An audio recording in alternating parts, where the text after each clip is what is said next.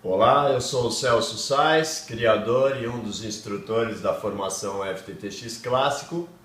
Vou apresentar aqui o curso introdutório, que é o passaporte para o ingresso às carreiras de projetista do FTTX. E o curso introdutório, como vocês vão perceber, ele é a base de conhecimento para que qualquer pessoa, obviamente que tenha o mínimo de conhecimento de informática, pode ser um profissional que não atua no mercado, pode ser um profissional de uma outra área, pode ser um aluno recém-saído de um curso voltado à tecnologia, porém que não tem experiência. Enfim, nós desenvolvemos aqui um conteúdo encadeado para que ao final do curso se tenha o entendimento necessário do que envolve as redes ópticas passivas e a comunicação de dados pelo meio óptico, ok?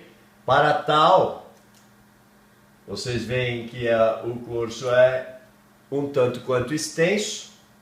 Nós vamos abordar desde o início dos princípios em 1870, quando se pensou em guiar a luz através de um meio físico ou um guia de onda.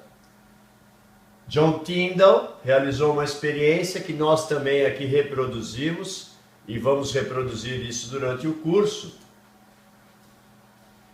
até o desenvolvimento e o descobrimento e a criação da fibra óptica por Naringer Singh Kapani.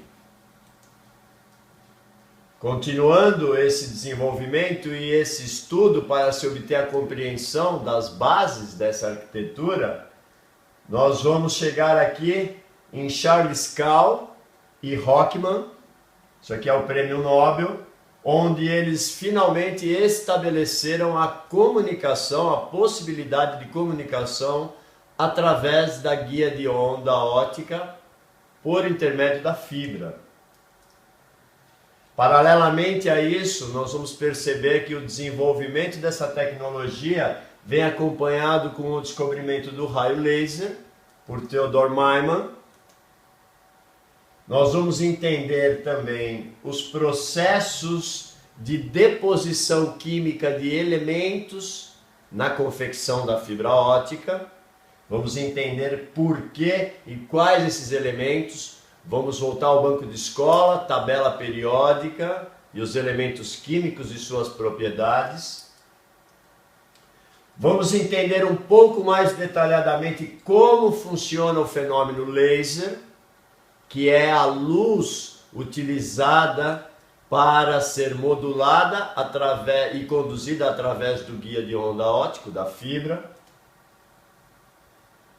Para o entendimento de como funciona o fenômeno laser, nós vamos retroceder um pouco ainda ao banco de escola e ver os conceitos da estrutura atômica, porque o fenômeno laser ocorre através de uma movimentação orbital dos elétrons, gerando os fótons luminosos, ok? Vamos entender então por que de determinados elementos da tabela periódica serem mais propensos à utilização na fibra como dopagem para a manipulação da luz. Muitos desses elementos têm características atômicas, estruturais, moleculares que manipulam a luz de uma certa forma diferente. E todo esse estudo fez com que nós chegássemos hoje a transmissões de alta velocidade e ao fenômeno das redes ópticas passivas. Ainda dentro desse universo, nós vamos explorar muito o mundo da fotônica, que é o estudo da luz. Aqui a gente pode ver um gráfico de como o olho humano detecta o espectro visível da luz. A gente pode ver que o verde é a cor mais detectável, por isso o espalhamento noturno, quando apontamos um laser, uma ponteira verde, para o céu em noites escuras. Nós vamos entender como é que o ser humano, o cérebro, reconhece as cores. Vamos entender o processo de construção da fibra óptica em si, desde a pré-forma, com as deposições de elementos químicos. Vamos entender o espectro visível humano em frente às frequências e comprimentos de onda utilizados na manipulação da luz. Tudo isto é luz, não apenas o que o olho humano detecta. Vamos entender cada tipo de fibra óptica, desde as multimodo, as monomodo, até as fibras especiais, que são pouco divulgadas e difundidas pela questão de elas serem utilizadas muito mais na área médica. São esse tipo de fibra que permitem precisões para cirurgias oculares, para a medicina de uma forma geral, para exames, endoscopias e tudo mais. Isto são fibras de canais optofluídicos, onde há uma interação luz-matéria através de elementos líquidos, de várias formas, soluções coloidais. Vamos entender esse tipo de fibra óptica também. E vamos entender uma medida de tempo utilizada nesse tipo de laser. São pulsos ultracurtos chamados femtosegundos e por aí afora. Aqui está um exemplo da aplicação disso. Vamos entrar mais no campo da fotônica para ver os fenômenos lineares e não lineares da luz, as causas de perdas, dispersões, atenuações e tudo que envolve a luz, as dispersões, como eu disse, birrefringência, características de metais e sílicas com estruturas cristalinas, espalhamento, nós vamos ver, Rayleigh, é aquele tipo noturno, Raman, Briolan. Nós vamos ver aqui causas de atenuações por curvaturas nas fibras, macro e micro curvaturas, o que acontece com a luz. Tudo isso para compor um cenário e ingressar nas estruturas das redes ópticas passivas. Nós vamos entender como é utilizado os comprimentos de onda e as divisões da luz para entender um circuito passivo. Então nós vamos falar da multiplexação e de demultiplexação da luz. Já vamos entrar logo depois de entender como é que se desenvolveu o pensamento da guia de onda óptica, como isso foi concretizado, como se desenvolveu a fibra óptica, como se transporta a luz através dessa fibra, através do raio laser, que nós vamos aprofundar, e como essa luz é manipulada para a transmissão de dados. Então agora a gente já entra mais no campo da fotônica utilizada para transmissão de dados. Vamos aprender ainda como funciona um multiplexador por divisão de comprimento de onda.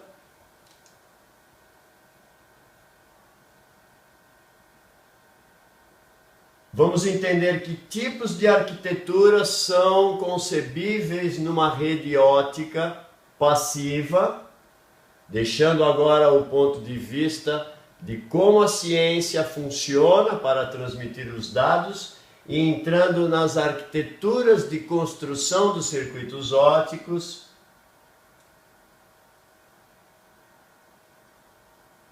Vamos abordar todas as premissas do FTTX, Fiber to the apartment, to the building, to the curb or cabinet, to the building, to the home, to the user, to the desk.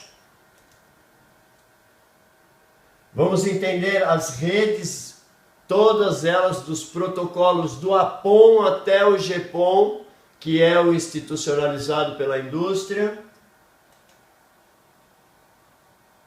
Vamos entender do ponto de vista das engenharias de FTTX a abordagem da formação FTTX clássico. Nós vamos entender sobre o que é a engenharia de rotas. Nós vamos entender sobre o que é a construção de um circuito óptico, os elementos envolvidos.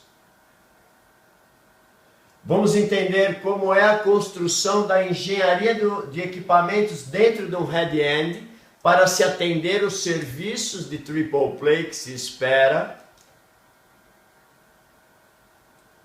Vamos perceber quais são as áreas de utilização do FTTX, segurança, CFTV, controle de perímetro, além de toda a parte de transmissão de dados. A fibra ótica e as redes óticas passivas hoje integram todo o universo de comunicações.